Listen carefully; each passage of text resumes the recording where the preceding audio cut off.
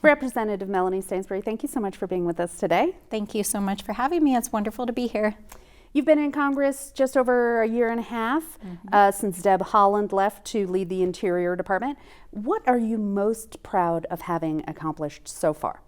Well, I think this has been one of the most productive Congresses ever in American history. We've passed the American Recovery Plan that cut childhood poverty by half across the country. We passed a bipartisan infrastructure law that will help invest in broadband, roads, and water. We passed a CHIPS Act that'll invest in innovation, one of the most important veterans bills ever in history since the GI Bill. But I think some of the things that I'm most proud of is the work that we've been doing for New Mexico. So I passed 3 water bills out of the House that will help to secure our water future for New Mexico. We just brought $2.5 billion home for families who are impacted by the fires up north. And I've been fighting to bring home community funding to tackle public safety, the fentanyl crisis, homelessness and housing insecurity, food insecurity issues, and of course, invest in our youth.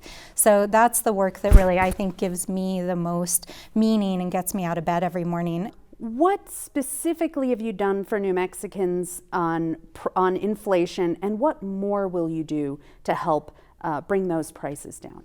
Well, New Mexicans are really, really struggling right now. And as somebody who grew up in a working class family right here in Albuquerque, I grew up in the North Valley and the West Side, and with a single mom who really struggled to make ends meet. I grew up digging trenches, working for our extended family's landscaping company and helping my mom with sewing. She had a small sewing business. And so I really know personally what it's like to try to, make it work when you're struggling economically.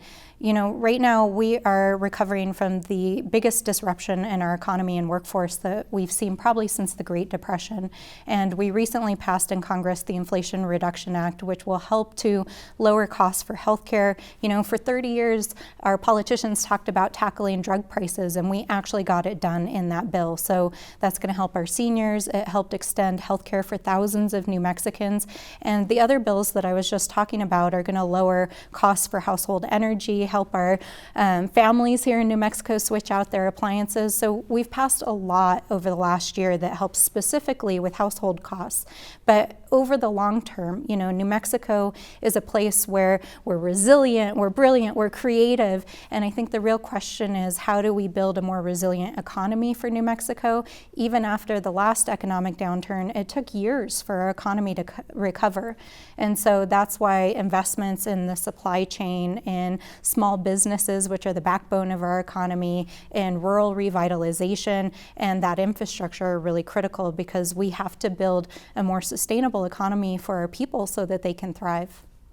You mentioned the fires, and climate change was a major focus of the Inflation Reduction Act.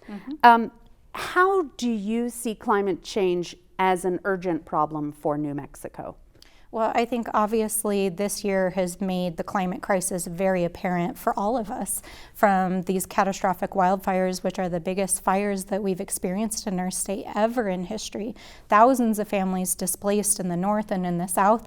And of course, the really strange water patterns that have impacted everybody, from the Rio Grande drying in Albuquerque earlier this summer to the catastrophic floods that we've seen in these burn scars up north. And all of this is the signature of climate change. And as somebody who is a science professional and a water resources professional who's worked on these issues my entire career, I believe that climate change is urgent. The science is clear. It's already impacting our communities. And that's why we passed the Inflation Reduction Act. It includes not only the most significant investments in climate change in American history, but ever in the history of this planet by any nation. And so that bill is going to help us make those transformational investments in our clean energy economy, help our communities who are transitioning to clean energy, economic opportunities, create jobs, and of course invest in the resilience of our communities, from wildfire recovery to drought resilience. You mentioned in the beginning problems with drugs and homelessness. Albuquerque in particular is feeling the burden of these interrelated issues of homelessness, drug abuse, mental health. The governor recently asked for help from the FBI. What specific things can you do in Washington to help Albuquerque deal with this? Well, you know, as a New Mexican, as somebody who grew up here in this community, these are personal issues for me. I also live in this community still, but also because crime and the behavioral health crisis have touched close to home for me. I personally lost one of my oldest friends to the fentanyl crisis about 3 years ago. And so this is not just a political issue or a public policy issue. This is a very deep and personal issue for me. You know, the Congresswoman for this district, my main priority has been to bring resources home to help support our state and local law enforcement and behavioral health programs to help address both the root causes and the immediate impacts of what's happening on the ground. So literally on my first day in office, when I got to Washington, D.C., I was able to secure $10 million for our community for a crisis intervention program that helps with violence intervention and prevention. We secured millions and millions of dollars over the last year to help with getting fentanyl off the streets, to help with emergency intervention programs. We're investing in our behavioral health system, especially in the Albuquerque metro area. So my focus has really been on those resources that we can bring home. But the other major thing that we've done is just a few weeks ago in the House, we passed a major public safety package, and it included several bills, including one that will help us provide retention and recruitment opportunities to increase our public safety individuals who are out there on the streets, and help provide better training so that, as our public safety officers are dealing with issues out on the streets, whether it is dealing with violent crime or a behavioral health crisis, we really have the resources and training to deal with that. So those are some of the concrete things that we've been doing. But, obviously, the entire country is facing a crisis with violent crime and behavioral health right now. And in New Mexico, it's particularly systemic and challenging because of these other issues that are interrelated. So that's why we've also been working with our behavioral health and homelessness organizations to try to address affordable housing issues and homelessness, food insecurity issues, improving our education system, and also providing youth opportunities across our communities. Speaking of, law enforcement, public safety, we've had a record number of migrants at the Mexican border this year.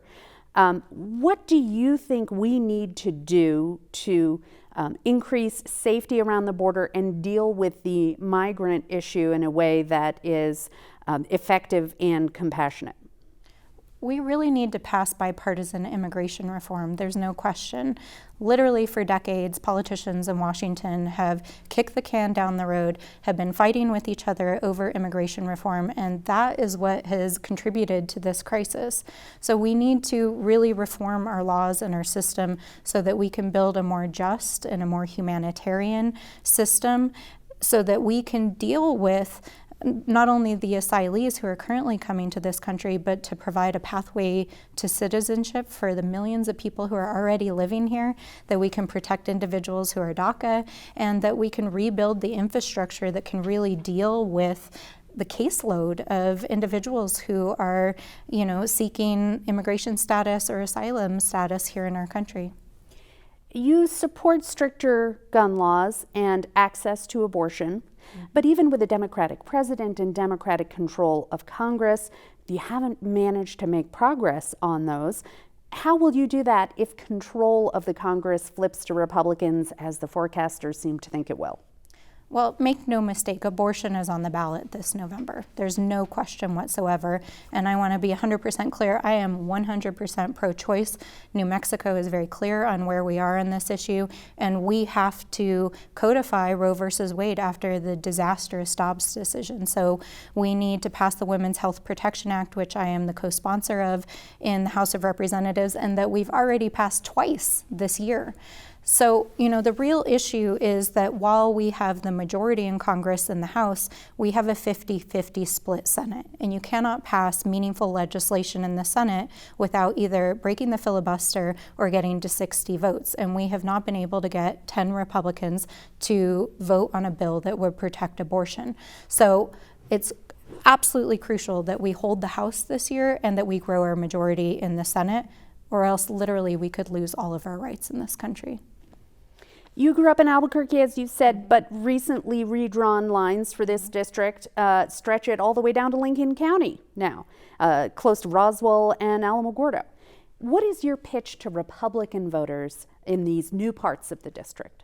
I'm so excited to be able to work with all of these different diverse communities. And you know, our new district includes not only the Albuquerque metro area and Rio Rancho, it goes, as you said, all the way to Roswell, where my grandma lived when I was growing up, Lincoln County, it goes out to Santa Rosa, up the Anton Chico, just south of Las Vegas. So it's an incredible diversity of communities, including several tribal communities. And I genuinely believe that we need leadership that represents our communities, that's going to fight every day to bring resources home and tackle the biggest challenges and to defend our democracy and defend our basic rights. And I think that in this race, this year, this is the biggest election of our lifetimes, where literally the fate of our democracy and our rights is on the line.